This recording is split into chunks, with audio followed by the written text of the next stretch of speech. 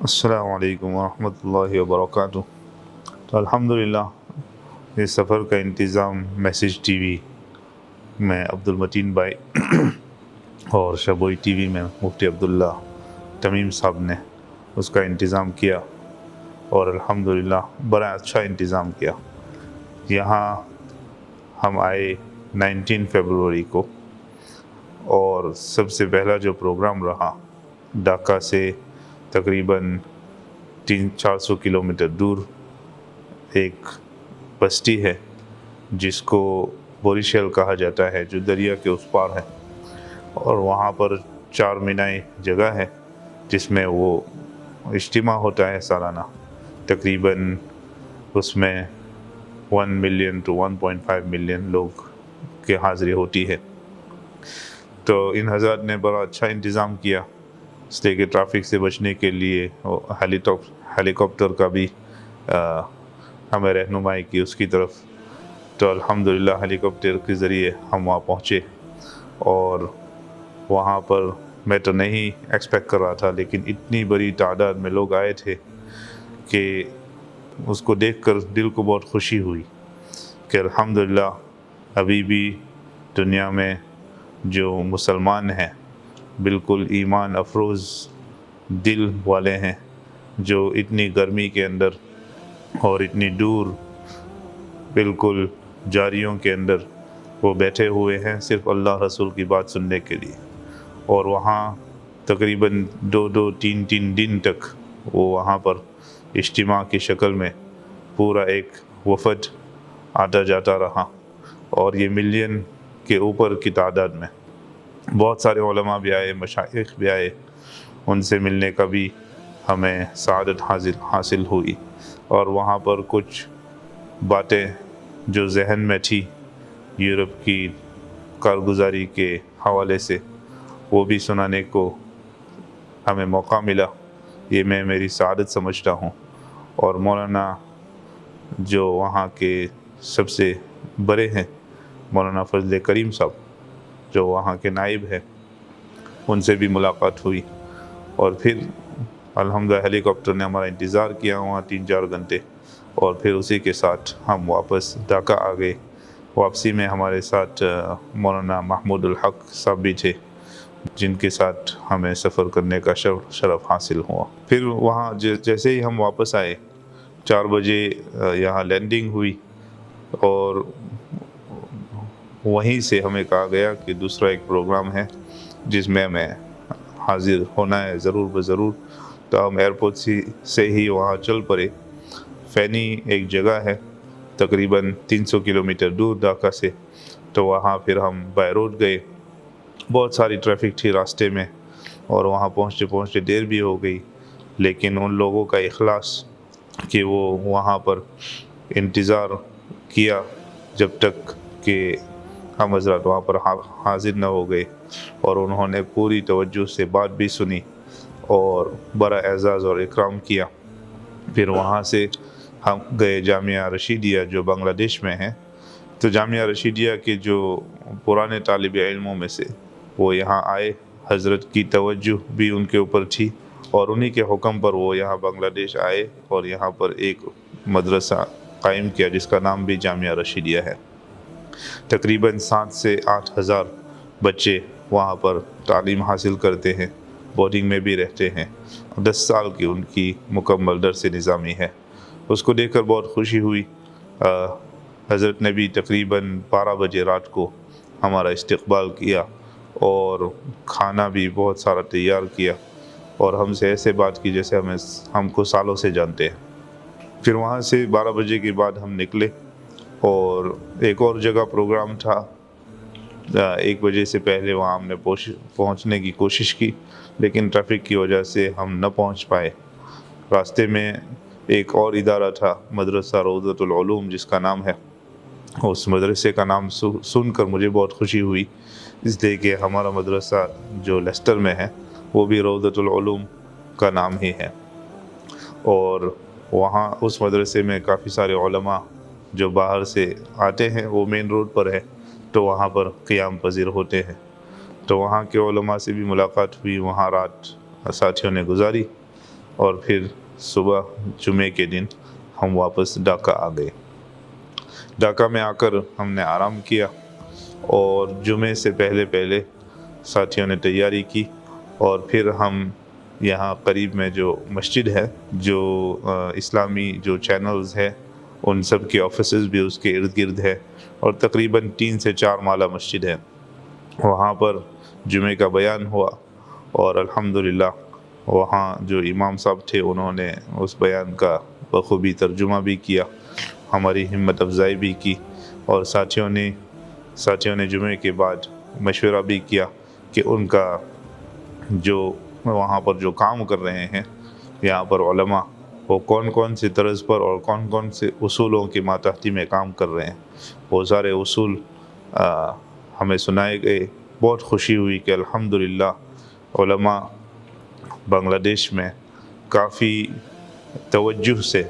اور حضور پاک صلی اللہ علیہ وسلم کی بتائی ہوئی شریعت اور طریقت پر محبت سے لوگوں کی امداد کرتے ہوئے، لوگوں کی جان و مال کی خدمت کرتے ہوئے ان کا ایمان اور علم کی بھی خدمت کر رہے ہیں، تو یہ سن کر بہت خوشی ہوئی۔ اس کے بعد ہمارا انٹرویو تھا آور اسلام چینل کے اوپر۔ علماء نے یہاں خود اپنے جو ٹی وی چینلز بھی بنائے ہیں، آن لائن سوشل چینلز بھی بنائے ہوئے ہیں، تو وہاں پر جانا ہوا، انٹرویو بھی ہوا، اور انہوں نے سمجھایا ہمیں کہ انہوں نے کتنا کام آج تک کیا ہوا ہے آن لائن سوشل میڈیا کے حوالے سے یا آن لائن نیوز کے حوالے سے، جو آج اسلام اور مسلمانوں کی سب سے بڑی ضرورت ہے۔ مولانا نے یہ بھی کہا کہ وہ ایک کورس انہوں نے تیار کیا ہوا ہے جو ہمارے طلباء اور عالمہ اور عالمات جو مدرسوں سے نکلتے ہیں، اگر وہ اسلامی جرنلزم پڑھنا چاہے تو انہوں نے اس کا کورس تیار کیا ہوا ہے، 3 مہینے 4 مہینے کا کورس ہے۔ تو وہ بہت سارے علماء کو یہ کورس سکھاتے بھی ہیں، سمجھاتے بھی ہیں، جو سوشل میڈیا کے حوالے سے ہو، جرنلزم کے حوالے سے ہو، آن لائن اسلامی پروڈکشنز کے حوالے سے ہو،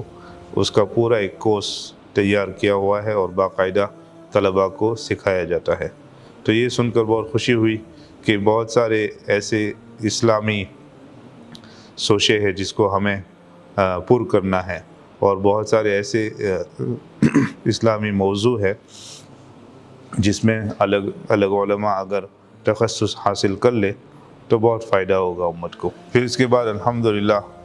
تقریباً 1 گھنٹے کے فاصلے کے اوپر مغرب کے بعد ہمیں ایک کانفرنس تھی ختم نبوت، جس میں مدعو کیا گیا تھا، اور ہم چاہتے تھے کہ وقت پر حاضر ہو جائے، لیکن ڈھاکہ کی ٹریفک اور ہر جگہ سڑکوں پر ہم نے دیکھا کہ یہاں پر بہت ٹریفک لگتی ہے، تو ہمارا 1 گھنٹے کا سفر 4 گھنٹوں میں بدل گیا۔ پھر بھی الحمدللہ جب ہم وہاں پر پہنچے تو وہاں کے سربراہوں نے کافی اکرام کیا، استقبال کیا، حالانکہ دعا ہو چکی تھی، اس کے بعد بھی انہوں نے درخواست کی کہ وعظ و نصیحت کی جائے۔ تمام مجمع بیٹھا رہا، وعظ و نصیحت ہو سنی، جو کچھ ہم کہہ سکتے تھے، اور اس کے بعد انہوں نے ہمارا اکرام بھی کیا، اور پھر واپسی میں آتے وقت ہمیں 4-5 گھنٹے اور لگ گئے ڈھاکہ آتے، اس لیے کہ اتنی ٹریفک ہو رہی تھی، اور اس ٹریفک کا موقع ہم نے اٹھا کر کسی لوکل شاپ میں بھی گئے،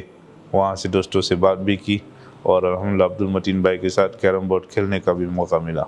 ٹریفک کے دوران۔ الحمدللہ پھر وہاں سے ٹریفک فجر سے پہلے چھٹی، اور ہم صحیح سلامت یہاں پھر ڈھاکہ آ گئے ہمارے ہوٹل کی طرف۔ پھر سیٹرڈے کو ہمارے 2 پروگرامز تھے جس میں ہمیں حاضر ہونا تھا، لیکن جو اس لیے کہ ہم یہاں تقریباً فجر کے وقت پہنچے تھے، اور اتنی جلدی اٹھ کر ان 2 پروگراموں میں حاضر ہونا تو درکنار، ہم ٹریفک سے یوں خوف کھا رہے تھے کہ اب ڈھاکہ کی ٹریفک ہم سے برداشت نہیں ہوگی، یا ٹریفک ہمیں برداشت نہیں کر پائے گی۔ تو اس کو دیکھتے ہوئے ہم نے بہت افسوس کے ساتھ معذرت کرنی پڑی کہ اتنا دور پہنچنا نوخالی تقریباً 300 کلومیٹر ہے. اس ٹریفک کے اندر ہم پورا دن بھی سفر کریں گے تو وہاں پر وقت پر نہیں پہنچ پائیں گے. تو ہمیں بہت افسوس کے ساتھ ان حضرات سے معذرت کرنی پڑی. اللہ تعالیٰ ان کے اس پروگرام کو قبول فرمائے، کامیاب فرمائے، اور انشاءاللہ آئندہ آنا ہوا تو ضرور اس پروگراموں میں ہم پہلے شرکت فرمائیں گے. تو الحمدللہ اس سفر میں ہم نے ایک انوکھی چیز یہ دیکھی یہاں بنگلہ دیش کے اندر کہ بہت بڑے اجتماعات ماشاءاللہ ہوتے ہیں اور بہت ساری عوام اس میں جڑتی ہیں، علماء بھی جڑتے ہیں، اور بہت یعنی دینی تحریک چل رہی ہے جو ایمان کو تازہ کرنے والی، حب رسول کو تازہ کرنے والی، اور اپنے نئی نسل کو دین پر رکھنے والے جو جذبات ہونے چاہیے وہ سب یہاں پائے جاتے ہیں. اور یہ ان پروگراموں کا فائدہ یہی ہے کہ جو عوام الناس دین سے دور ہے وہ ان پروگراموں کی وجہ سے الحمدللہ دھیرے دھیرے دین کی طرف بھی آ رہی ہے، اور اس کے ذریعے بہت سارے علماء، حفاظ، صلحاء بھی بن رہے ہیں. اور یہاں پر طریقت اور تصوف کا بھی کافی تسلسل ہے اور اس کا اہتمام بھی ہے. جو ہمارے تصوف کے 4 طریقے ہیں وہ سب یہاں پر پائے جاتے ہیں، اور باقاعدہ اہتمام سے اس کی ماتحتی میں بھی مجلسیں ہوتی رہتی ہے. پھر ہم ان پروگراموں میں معذرت کر کے یہاں ہمارے دوست صہیب بھائی ہیں دبئی کے، انہوں نے اپنا ایک برانچ یا بنگلہ دیش میں خیریہ کے عنوان کے اوپر رکھا ہے، اور اس کے ساتھ ہم نے رابطہ کیا، اور انہوں نے ہمارے لیے کھانے کے جو ڈسٹریبیوشن تھا غریبوں میں، یتیموں میں، اس کا اہتمام کیا. تو ظہر کے بعد الحمدللہ ہم وہاں گئے. انہوں نے قریب میں جو اسکول تھی وہاں پر ڈسٹریبیوشن کا سیٹ اپ رکھا، اور اچھی بریانی انہوں نے پکائی تھی، اور بریانی، پانی اور ایک اور چیز ملا کر الحمدللہ تقریباً 400 لوگوں کو تقسیم کیا گیا. اس کو دیکھ کر بھی بہت خوشی ہوئی کہ الحمدللہ اس کا بھی کافی اہتمام یہاں پر ہو رہا ہے. اور AICT جو ان کی آفس ہے وہاں پر بھی ہمیں جانا ہوا اور ان سے ملاقات کی. انہوں نے کافی سارے ان کے پروجیکٹس بتائے. کچھ پروجیکٹس وہ سسٹینیبل پروجیکٹس کر رہے ہیں، تو ان میں بھی اگر لوگ چاہے تو سپورٹ کر سکتے ہیں. کچھ پروجیکٹس ان کا روہنگیا کے جو مسلمان ہیں یہاں پر کوکس بازار میں، اس پر بھی وہ کر رہے ہیں. اللہ تعالیٰ اس میں برکت بھی نصیب فرمائے اور ان کو اسٹرینتھ ٹو اسٹرینتھ لے جائے. جی، اور آخر میں یہ کہوں گا بنگلہ دیش کے مسلمانوں سے اور حضرات سے کہ الحمدللہ جو دینی کام یہاں پر ہو رہا ہے اس سے بہت خوشی ہوئی، اور بنگلہ دیش کے اندر بھی اس کام کو جاری رکھے. اللہ تعالیٰ مزید ترقیات سے نوازے، اور باہر جو عالم ہے، دوسرے ممالک ہے، یورپ ہے، امریکہ میں، وہاں پر بھی اس دینی کاموں کی توجہ آپ ضرور دیں، اور اپنے نوجوانوں کو وہاں بھیجیں، نئے علماء کو تیار کر کے وہاں پر بھیجیں، تاکہ ان ممالک میں بھی دینی کام ہوتے رہیں اور جو نئی نسل ہے وہ دین کے ساتھ جڑے رہے.